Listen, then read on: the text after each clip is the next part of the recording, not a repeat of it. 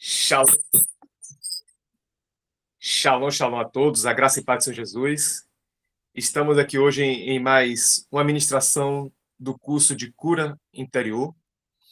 Hoje é a nossa terceira aula e hoje iremos aprender sobre como funciona a alma, como a alma surgiu, o que aconteceu com a alma no Jardim do Éden. Vamos aprender detalhes sobre a alma. Então vamos lá. Em Gênesis, capítulo 1, versículo 26, Deus disse: façamos o homem à nossa imagem, conforme a nossa semelhança. A palavra que Deus disse façamos significa que ele usou no hebraico a palavra bará, que significa fazer a partir do nada. Então Deus, quando criou o homem, não tinha nada ainda criado. Então ele criou o homem a partir dele mesmo. Deus criou o homem a partir do seu próprio espírito. E ali em Gênesis 1, 26, ele fez o homem espiritual. Quando avançamos para o Gênesis, capítulo 2, versículo 7, diz que Deus formou o homem do barro.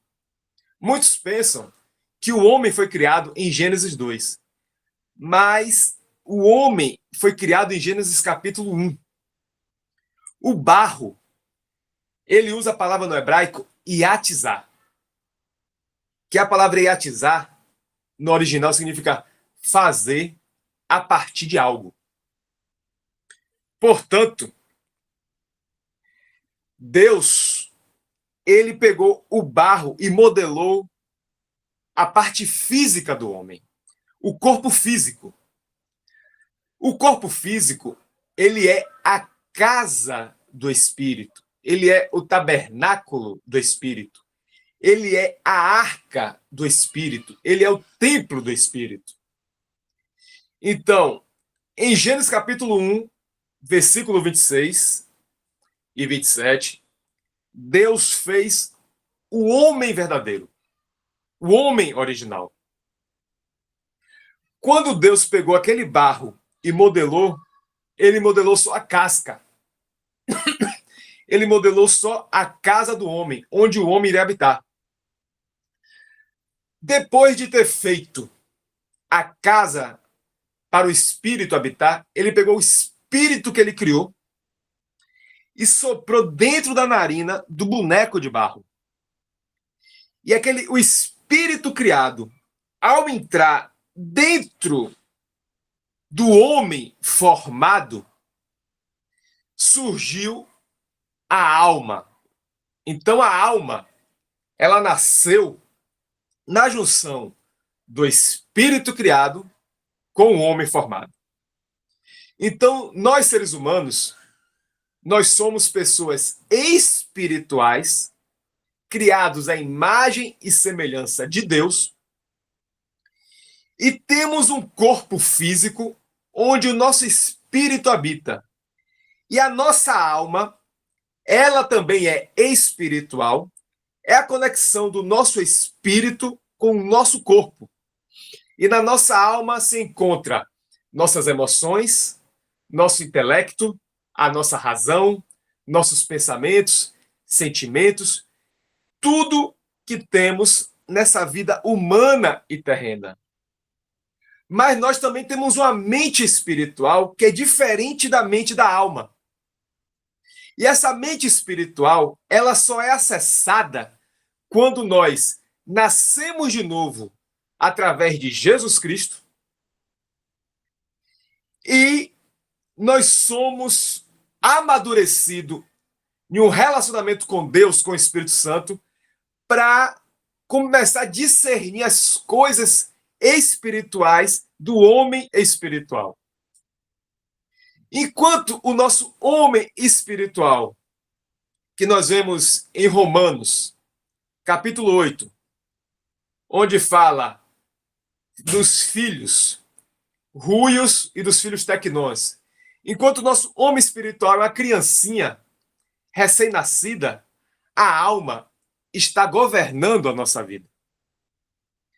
Até o espírito chegar a ser um filho ruios, um homem maduro, na estatura completa de varão perfeito, um homem com as faculdades espirituais bem formadas, e conseguir governar a alma, é todo um processo de santificação, de glorificação, é um processo de amadurecimento de Deus. E esse processo, às vezes, nem se cumpre na Terra. Tem pessoas que vão morrer sendo pessoas crianças espirituais, pessoas almáticas, pessoas carnais. E só na eternidade, na glória, quando a gente abandona esse corpo, que essas pessoas irão amadurecer. Alguns terão o privilégio de amadurecer aqui na Terra. Como disse Paulo, vós que são adultos, que são homens maduros, que são homens equilibrados, tenham paciência com as criancinhas. Paulo dizia, eu falo para vós dando leitinho, porque ainda não tem capacidade de alimento sólido. Alimento sólido é para quem discerne as coisas espirituais. Então, enquanto o seu espírito não está plenamente amadurecido, você muitas vezes é governado por sua alma. E essa alma, ela era perfeita no período da criação, pois ela foi feita em imagem e semelhança de Deus, que ele tem Deus é espírito, mas Deus também tem alma.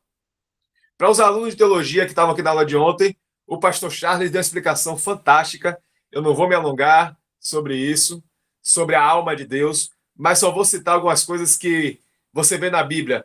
O Espírito Santo se entristecendo, Deus se irando, Jesus chorando, Deus se alegrando, Deus se deleitando, Deus com misericórdia, compaixão, amor, bondade, paciência.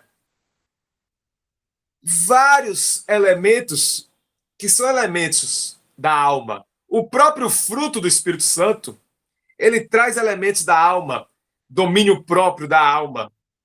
Bondade, misericórdia, paciência, alegria, são questões da alma. Portanto, o cristão, ele ao longo dos séculos, nas pregações, nos livros, nas igrejas, ele tem focado só o espírito, os dons espirituais, a fé, os milagres, sinais, prodígios, maravilhas, libertações espirituais, e tem deixado as questões emocionais, muitas vezes, pouco trabalhadas.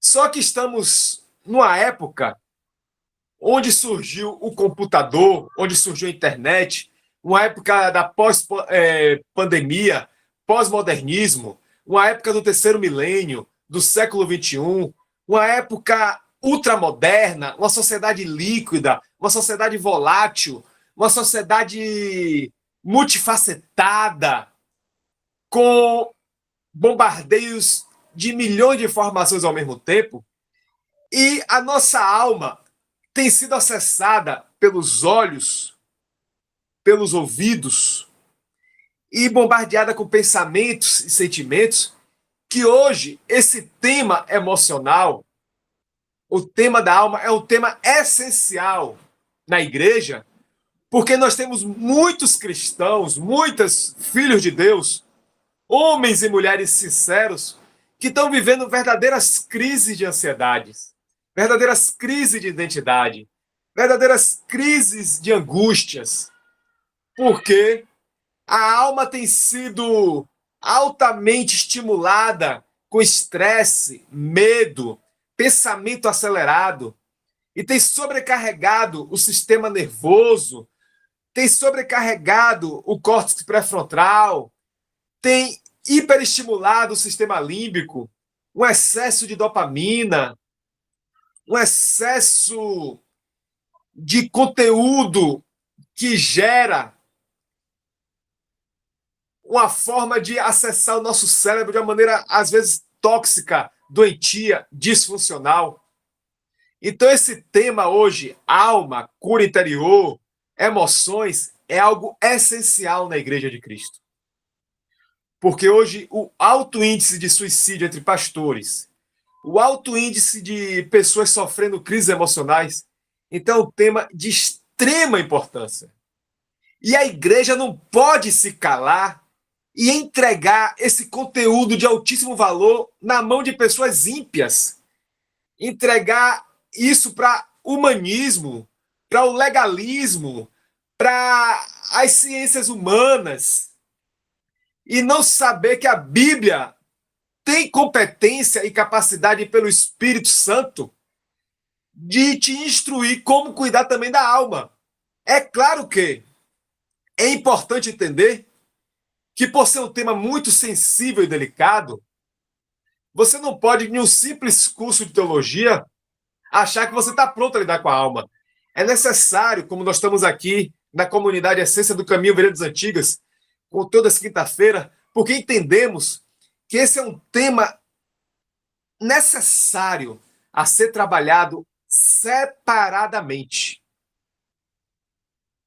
Porque a teologia atual não tem trabalhado a aura da alma, das emoções, e tem entregado isso, muitas vezes, para profissionais de cosmovisões humanistas, carnais, hedonistas, de cosmovisões que às vezes contradizem a Bíblia, e precisamos de homens e mulheres treinados com cosmovisão bíblica, cosmovisão cristã, cristocêntrica, com a cosmovisão que venha seguir os princípios do reino e não os princípios seculares. Por isso é essencial esse tema, com pessoas capacitadas a trazer esse assunto para vocês hoje. E quando Eva teve uma conversa com a serpente, se você não tiver um olhar treinado, você vai passar despercebido a riqueza de conteúdo daquela conversa. Mas eu quero, através desse vídeo, te orientar como reler Gênesis 3. Observe como a serpente aborda Eva, dizendo: Deus disse para vocês não comerem de nenhum dos frutos. Essa forma de escrever, de falar, de explanar essa frase tem uma sutileza tão fantástica. Satanás, o diabo, através da serpente, foi tão ardiloso, ele construiu a frase tão bem meticulosa, que passou despercebido ao ouvido de Eva. E Eva não percebeu a sagacidade da serpente. O que ele queria? Quando ele faz uma negação, o cérebro não entende a palavra não.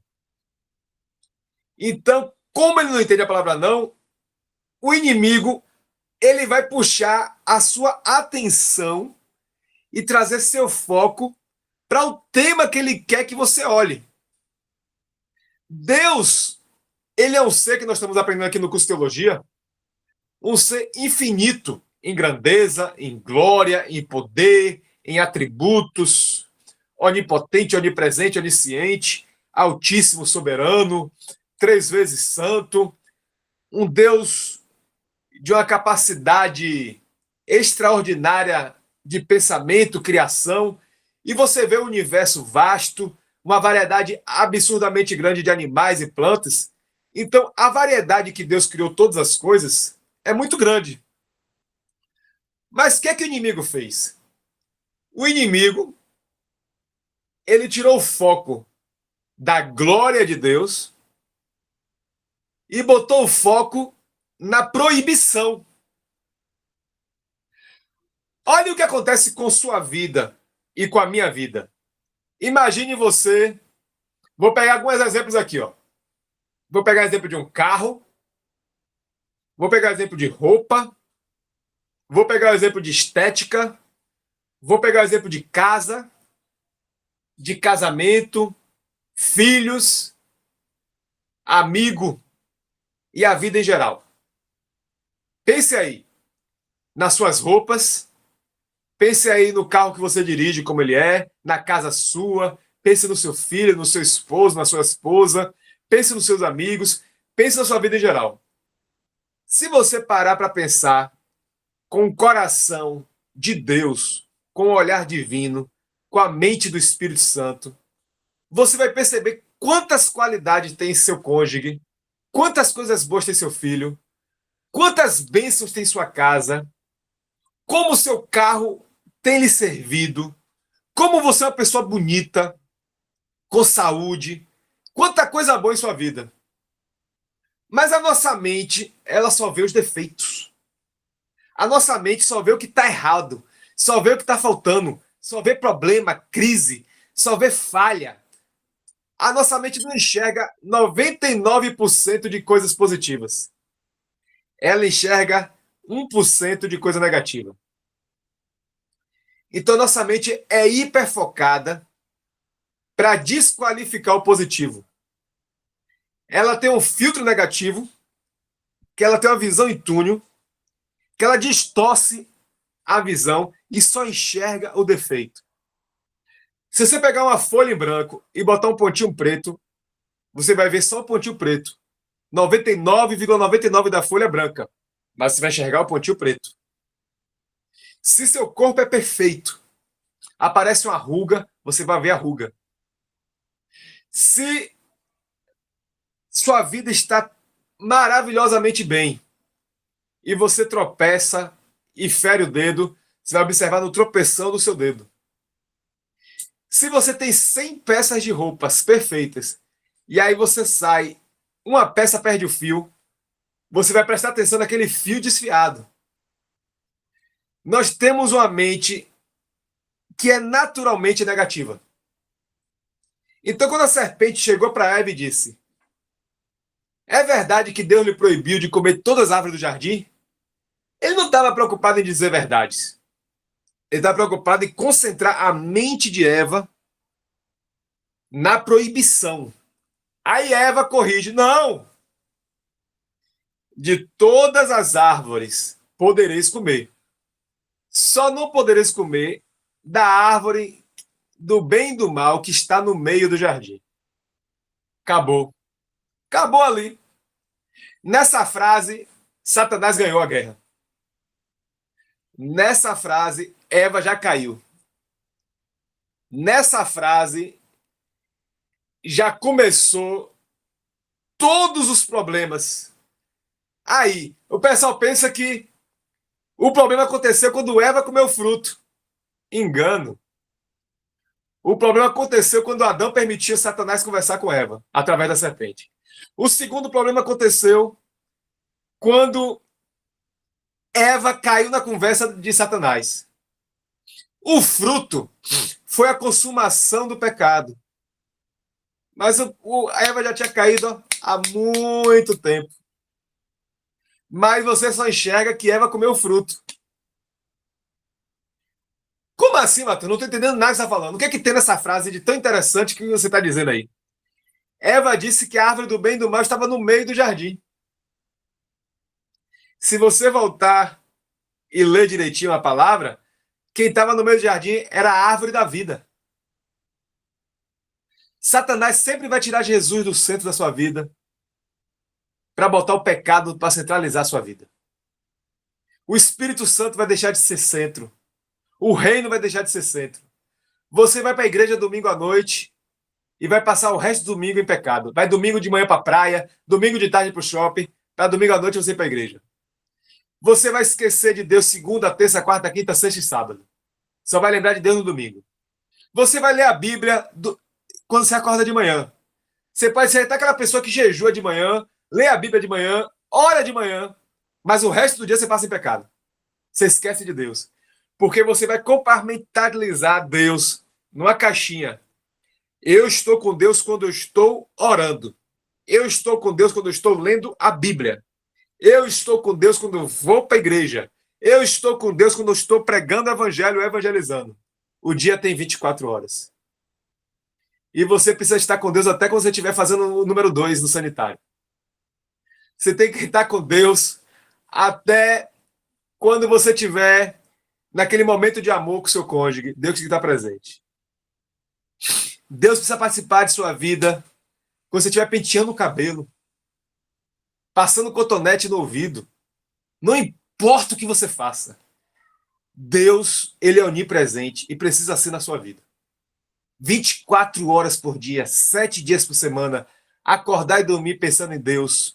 Da hora que você chega, a hora que você sai, dormindo e acordando, Deus é o centro, Deus é o Senhor, Deus é tudo. Por Ele, para Ele são todas as coisas. A Ele a honra, a glória e louvor. Sem Ele nada podemos fazer. Ele é o alfa e o ômega, o princípio e o fim.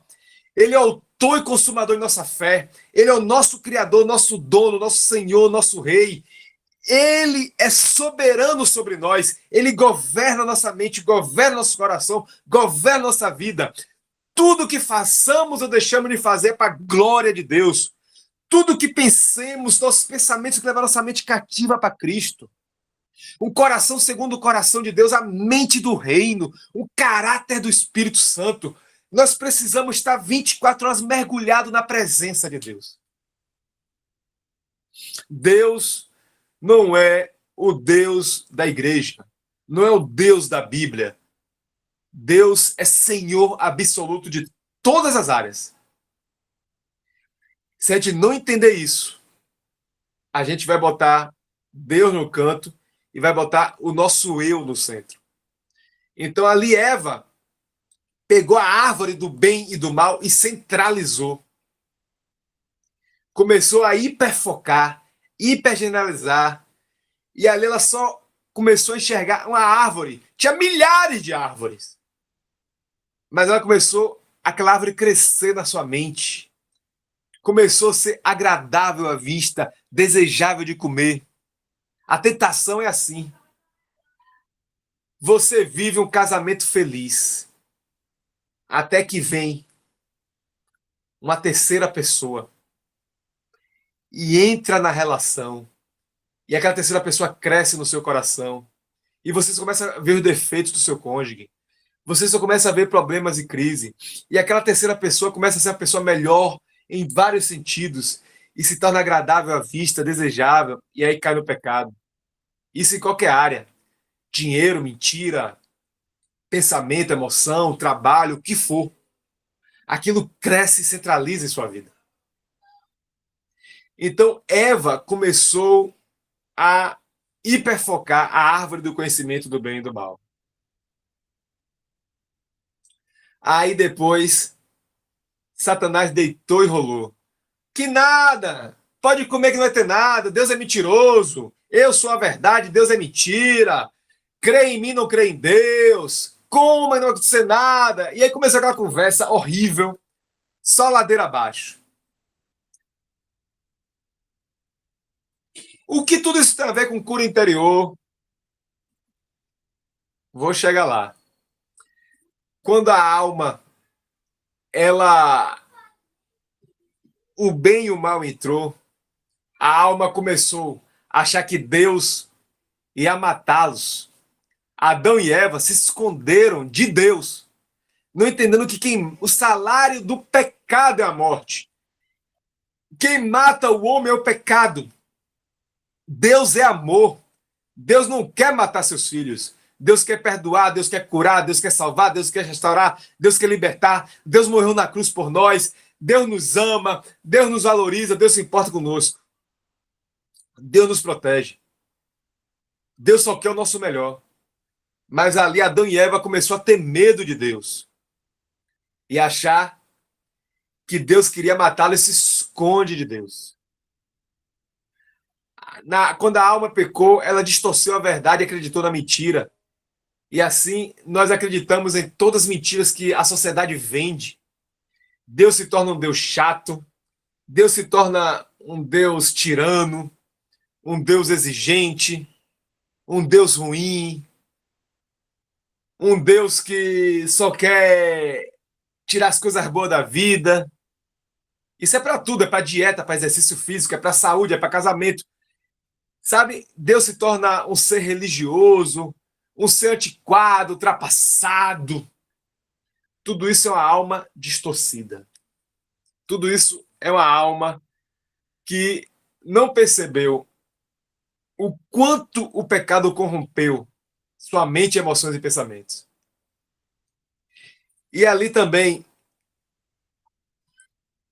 os homens passaram a ter medo de Deus, se esconder de Deus, usar máscara, usou a roupa como máscara, se escondeu atrás de máscaras.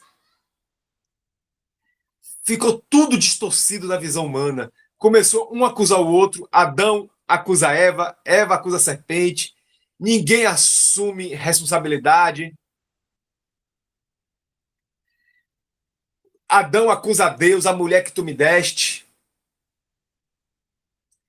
E ali ele foge dessa habilidade, a alma ela perde autonomia, se torna uma alma imatura, infantilizada, medrosa, covarde, egoísta, egocêntrica, ingrata, não tem capacidade de arrependimento. Adão e Eva não se arrependeram, não pedem perdão, não confessam pecado. Tudo isso em uma alma doente. Tudo isso aconteceu quando Adão e Eva comeram o fruto do bem e do mal. Só que Deus, ele quer restaurar seus filhos. Você vai ver ali que Deus pergunta: Adão, ô Adão, onde tu estás? Adão sabia. Ou, perdão, Deus sabia onde Adão estava. Deus é onisciente. Então, qual foi a intenção da pergunta de Deus? Preste bem atenção, vocês que estão aqui. Vocês que estão sendo ministrados e vocês que são ministros. A pergunta tem um grande poder. Você quer ajudar alguém na área emocional? Não faça afirmações. Faça perguntas. A pergunta abre a mente. A pergunta desarma. A pergunta amplia pensamentos. A pergunta dilui emoção. A pergunta ativa o córtex pré-frontal. A pergunta acalma o sistema límbico. A pergunta ativa o sistema parasimpático. A pergunta ela diminui o poder do sistema simpático. A pergunta melhora a qualidade do estresse, diminuindo a intensidade do estresse. A pergunta melhora a qualidade da ansiedade, diminuindo a força da ansiedade. A pergunta traz um novo ânimo, porque ela traz uma questão de você pensamentos novos, e aí traz reestruturação cognitiva, ressignificação, resiliência. Então há um poder muito grande na pergunta. Então, o que é que Deus fez? Adão, onde tu estás? Está fazendo Adão pensar, Adão falar, Adão participar, Adão se comunicar, Adão ouvir sua própria voz, Adão oralizar, Adão liberar emoções pela fala, Adão fazer uma catarse.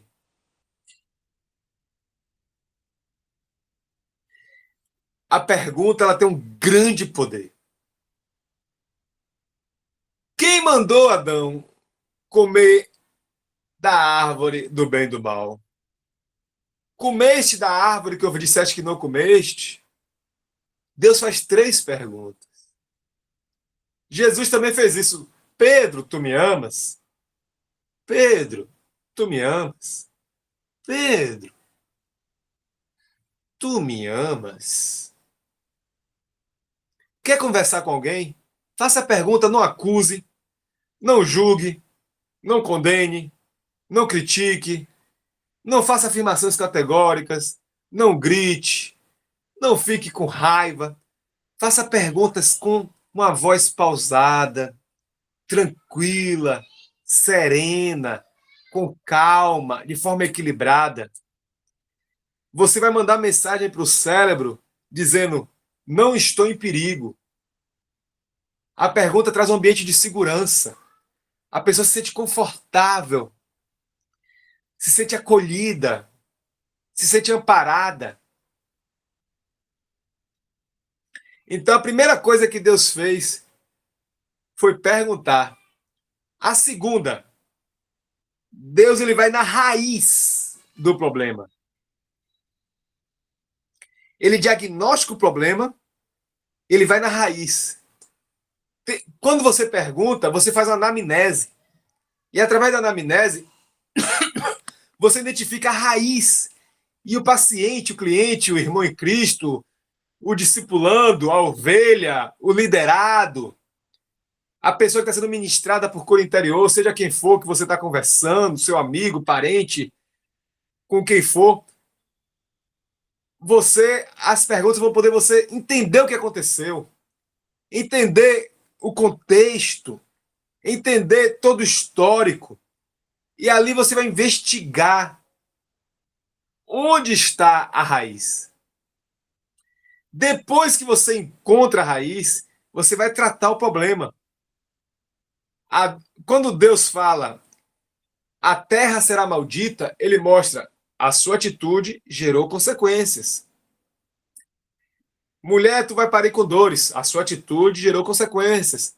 A serpente vai rastejar, a sua atitude gerou consequências. Para que isso? Para a pessoa assumir a responsabilidade e amadurecer, crescer, se tornar uma pessoa adulta com isso. Deus não quer lhe trazer culpa, angústia, peso. Deus quer lhe trazer consciência. Deus quer lhe trazer responsabilidade. Deus quer lhe trazer governo. Deus quer lhe trazer autonomia. Deus quer lhe trazer capacidade de decisão. Deus quer te ensinar e te orientar como funciona a vida. A vida é ação e reação. Causa e efeito. Ação, comportamento, consequências. E ali você começa a aprender, a entender que eu tenho que agir segundo a lei de Deus. Se eu quebrar a lei, tem consequências. É ensino, educação, é pedagogia, é psicoeducação. Então, ali em Gênesis 3, tem uma aula fantástica de cura interior. É incrível aquela aula. Continuando. Deus depois, ele mata um cordeiro e tira a pele e cobre Adão e Eva. Eu não vou entrar aqui no sentido espiritual do cordeiro que traz a Cristo, do sacrifício com sangue que é necessário para haver a cobertura do pecado. Não vou entrar na área da teologia, porque o tema hoje é cura interior. Então, focando na questão da cura interior, nós vamos entender o que quando Deus mata o cordeiro.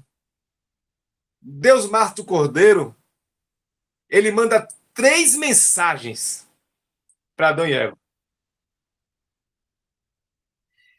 3 mensagens, preste atenção que são 3 mensagens centrais que você precisa receber hoje da parte de Deus. Você tem que internalizar isso, não é só você, eu também. Eu também preciso disso. Todos nós precisamos. Quais são as 3 mensagens que a morte do cordeiro trouxe? A morte do cordeiro diz: eu te protejo e lhe trago cobertura, lhe trago uma roupa que te cobre sua nudez. Primeira mensagem: eu te protejo, eu te amparo, eu cuido de você, eu me importo com você. Você é uma pessoa que eu me importo em cuidar, proteger, você não está desprotegida. Essa mensagem, qual é o objetivo? Combater o medo de Adão que fugiu de Deus, achando que Deus queria matá-lo.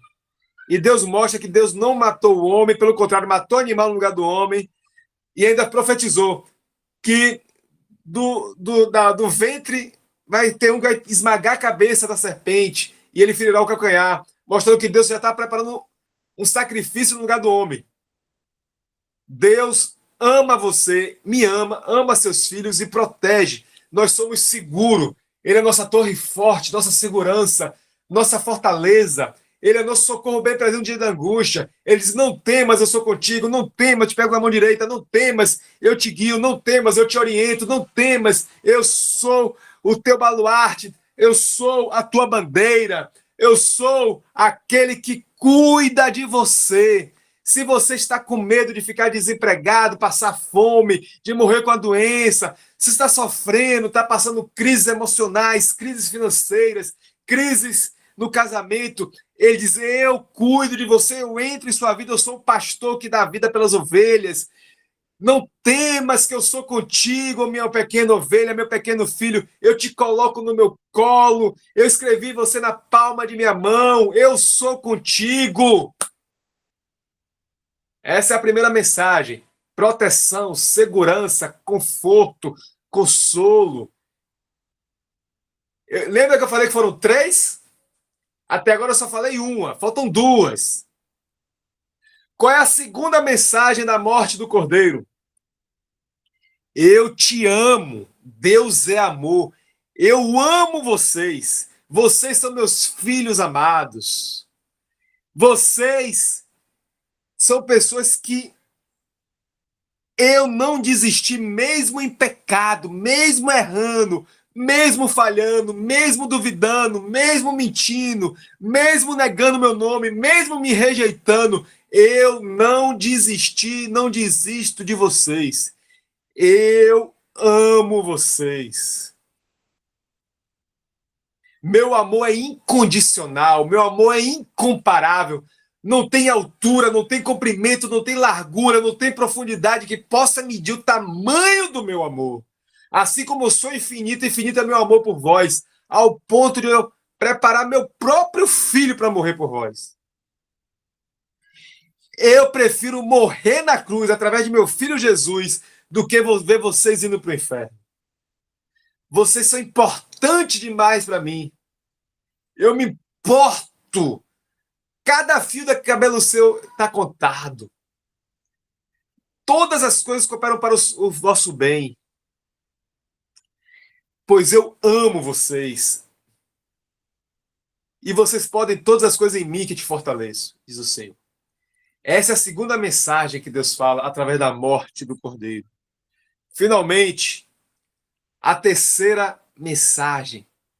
Vocês têm valor.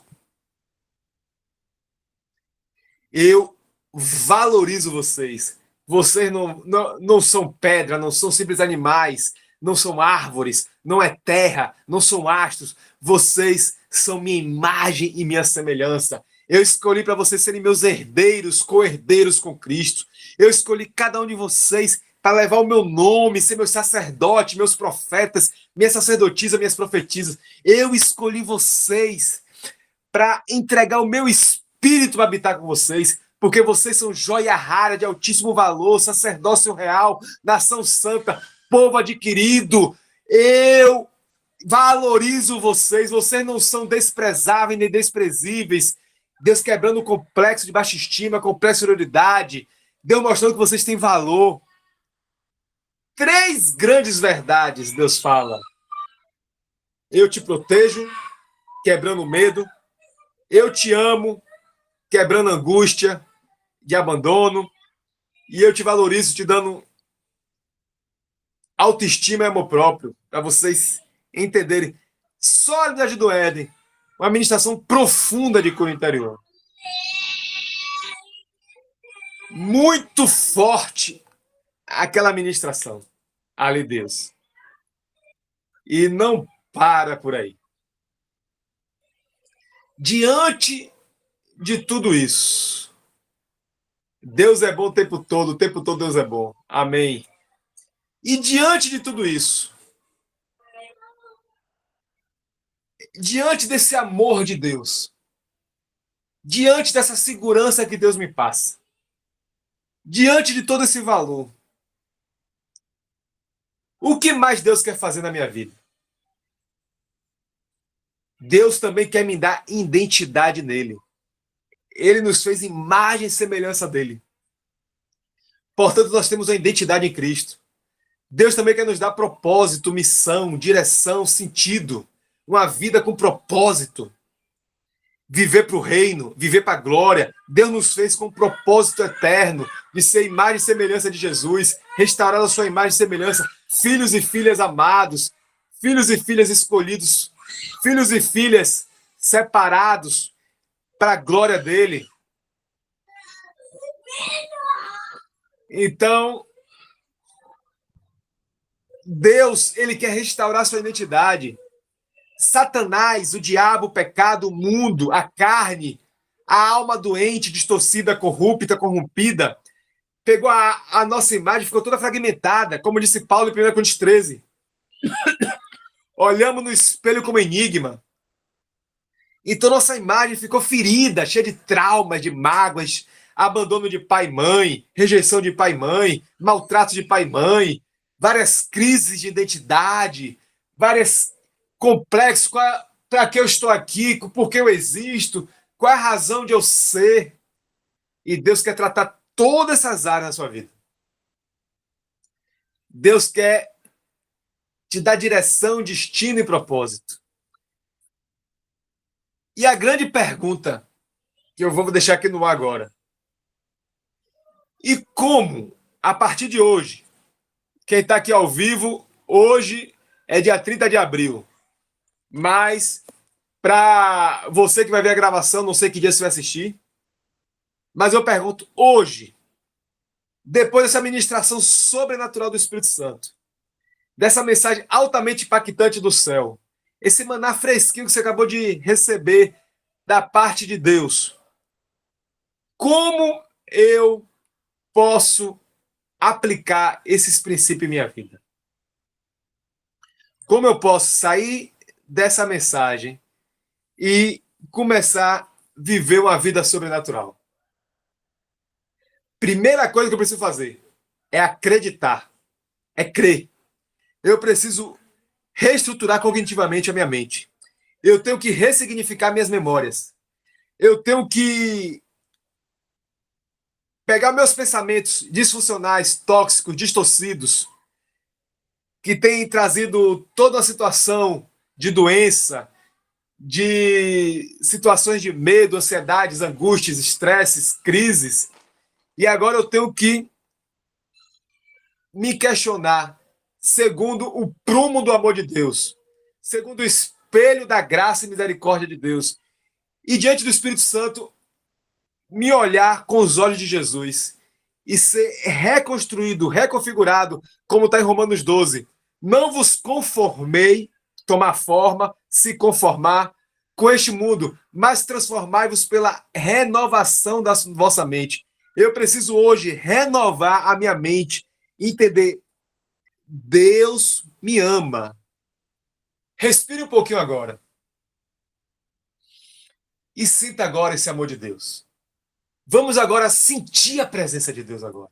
Sentir o Espírito Santo te tocando aí agora, dizendo, eu sou um filho amado, uma filha amada.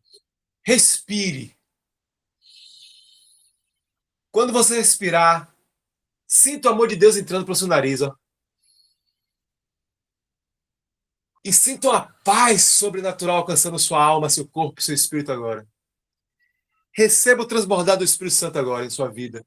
E sinta o toque desse amor, sinta a presença palpável do amor de Deus agora. Receba agora, em nome de Jesus, agora esse amor.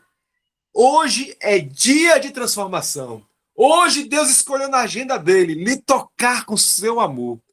Um amor sublime, suave, um amor paciente, um amor longânimo, benigno, um amor maravilhoso, um amor que me protege, que me consola, que me conforta, que me dá segurança, que me coloca no colo, que me ampara, me entende. Um amor que me dá fé e esperança, que me dá coragem, me dá ousadia para viver em meio às guerras, em meio às tempestades, em meio às lutas. Eu preciso agora mergulhar nesse amor, ser batizado no batismo do amor. Receba agora o batismo do amor em nome de Jesus. Seja impactado agora, seja cheio desse amor agora. Receba e saiba que Deus te ama. Você precisa dessa cura interior na sua alma ferida, tão amargurada, tão angustiante, tão triste, tão cheia de crises. E saber Eu sou um filho amado, uma filha amada. Obrigado, Pai, que tu me amas, Senhor, apesar de todas as crises que eu estou vivendo. Eu sou consolado e confortado e carregado por ti, pelos seus braços de amor, que me dá paz, uma paz que excede todo entendimento, uma alegria sobrenatural. Tira as vestes de luto, as vestes de tristeza, me dá as vestes de alegria. Receba agora a alegria do Espírito Santo. Receba agora, seja cheio, cheio, cheio da presença do Senhor agora. Recebe em nome de Jesus agora uma alegria sobrenatural invadindo o seu ser agora e saiba, você é um filho amado, uma filha amada de Deus. Aleluia, glória a Deus por esse amor maravilhoso. Oh Deus, obrigado. Porque podemos descansar, porque podemos confiar, apesar de todas as provas financeiras, conjugais, familiares, emocionais, tudo que passamos com nossos pais limitados, pais falhos, líderes que falharam, homens que decepcionaram, frustrações, traições, todo tipo de provação. Nós podemos agora respirar